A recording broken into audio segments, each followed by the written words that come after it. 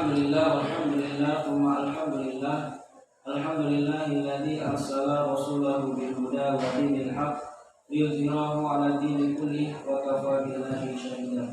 Asyhadu an la ilaha illallah wa asyhadu anna Muhammadan 'abduhu wa rasuluh. La nabiyya wa la rasulahu ba'da, amma ba'du. Bapak Ibu yang semoga dirahmati Allah Subhanahu wa taala, kembali kita bersyukur kepada Allah Subhanahu wa taala, Allah yang Maha Pengasih, Allah yang Maha Penyayang, dan berkat dari kasih dan sayangnya Allah Subhanahu wa taala, kita masih diberikan kesempatan untuk melaksanakan ibadah yang mana ibadah tersebut jarang bisa dilaksanakan oleh selain kita. Contohnya seperti mana, Pak? Seperti orang yang di Gaza, saudara-saudara kita yang di Gaza. Mereka ingin melaksanakan ibadah itu sulit, Pak. Mereka mau sholat itu seringnya dihantui sama bom. Mereka sholat itu di bawah reruntuhan bangunan. Nah, kita sekarang sholat di dalam keadaan nyaman di sebuah masjid yang terang benderang, nyaman, dingin lagi. Gitu. Nah, maka ketika kita diberikan suatu kenikmatan oleh Allah Subhanahu wa taala, maka mari kita bersyukur. Karena ketika kita bersyukur, maka insya Allah nikmat yang diberikan Allah akan bertambah. Kemudian salawat dan salam kita hadiahkan kepada junjungan Allah Nabi besar Muhammad SAW, kepada keluarga, sahabat, tabi'ut tabi'in, serta orang-orang yang istiqomah di jalan. Bapak Ibu yang semoga dirahmati Allah Subhanahu wa taala, sebelum saya memulai ada satu pepatah. Kalau nggak kenal maka nggak sayang, gitu. Supaya panjenengan sayang sama saya, kita perkenalan dulu ya. Perkenalkan Pak, nama saya Imam Maulana. Gampang Pak, Imam Maulana. Nanti jenengan kalau mengingat sholat 5 waktu ada imam, itu saya, Mas Imam. Ini asalnya dari Medan, Sumatera Utara. Saya dari Medan. Nah, kebetulan kuliah di Sukoharjo, Pondok Anur. Nah, di warung di Desa Waru. Itu ya. Nah, saya kelahiran tahun 2002, Pak. Masih muda. Kelihatan muda apa tua, Pak?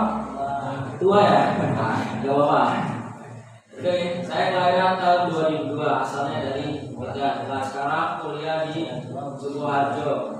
Nah, kemudian saya tugas di Taruhan, Pak. Taruhan dong nih. Nah, saya tugas di Taruhan di Masjid Al-Barokah. Dulu kayak ada punya enggak, Pak? Ada punya belum? Oh iya, status. Saya belum punya anak, Pak. Belum punya anak. Istri apa lagi? Belum boleh nikah. Berat badan 100. Insya Allah puasa turun. Amin.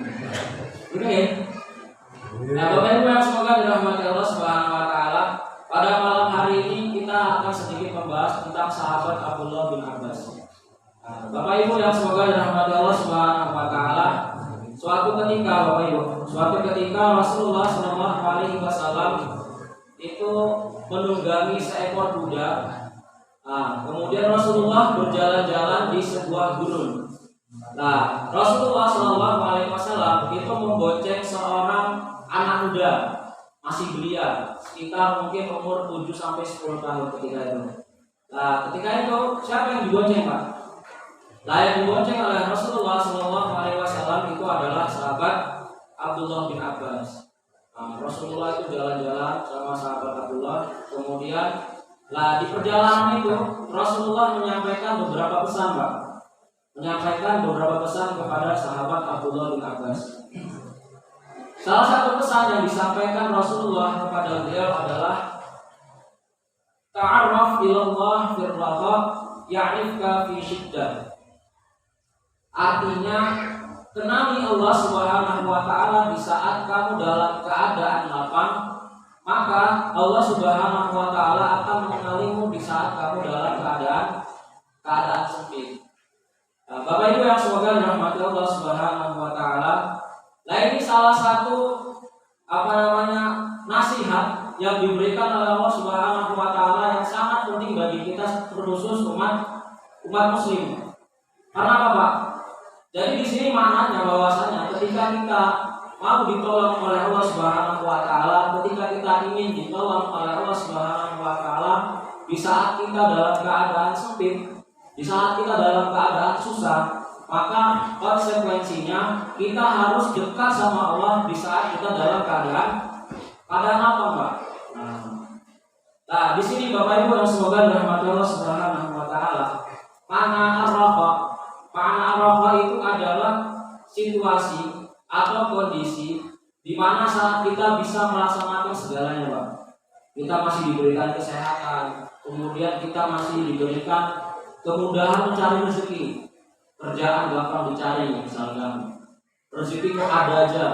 Nah, kesehatannya terus punya kesehatan. Lainnya dinamakan ar-raqa, Pak. Nah, kemudian makna asyidah ini adalah situasi atau kondisi di mana kita sulit dalam segala hal. Misalkan diberi cobaan oleh Allah, sakit misalkan, nggak bisa ke masjid, atau sulit mencari rezeki, mencari pekerjaan, kok susah mencari kerja. Lainnya dinamakan asyidah, di mana asyidah. Bapak Ibu jamaah sholat tarawih semoga dirahmati Allah Subhanahu wa taala. Pak, saya mau nanya, Pak. Panjenengan setuju nggak, Pak? Kalau misalkan kita ini nggak bisa melihat masa depan, setuju nggak, Pak? Setuju. Ada nggak Pak yang bisa melihat masa depan, Pak? Nggak ada. Paranormal itu bohong, Pak. Nggak ada itu. Nah, aneh ini, Pak. Karena di mana kita punya punya kekurangan yang mana kita nggak bisa melihat apa yang akan terjadi kepada kita suatu saat nanti. Maka di sini kita diperintahkan oleh Allah Subhanahu wa taala untuk dekat sama Allah Subhanahu wa taala ketika kita dalam keadaan apa? Masih dimudahkan segalanya, masih diberikan kesehatan, maka gunakan kesehatan yang diberikan Allah untuk dekat sama Allah. Agar apa? Agar nanti ketika kita diberi ujian oleh Allah Subhanahu wa taala, diberikan cobaan oleh Allah Subhanahu wa taala, maka ketika kita berdoa, Allah langsung mau menolong kita, Pak. Nah, ini salah satu gunanya kenapa kita harus dekat sama Allah Subhanahu wa taala. Agar Allah mau menolong kita ketika kita dalam keadaan susah. Nah, Bapak Ibu yang semoga dirahmati Allah Subhanahu wa taala, satu kisah dari seorang nabi, yaitu Nabi Yunus. Nah, Nabi Yunus itu cobaannya apa, Pak? Cobaannya ditelan sama ikan paus. Ikan paus. Nah, ikan paus, Pak. Nah, jadi setiap nabi itu pasti punya cobaan. Pasti punya cobaan tersendiri. Nah, termasuk dari Nabi Yunus ini. Nabi Yunus itu ditelan oleh ikan paus selama berapa hari, Pak? Bu, berapa hari, Bu?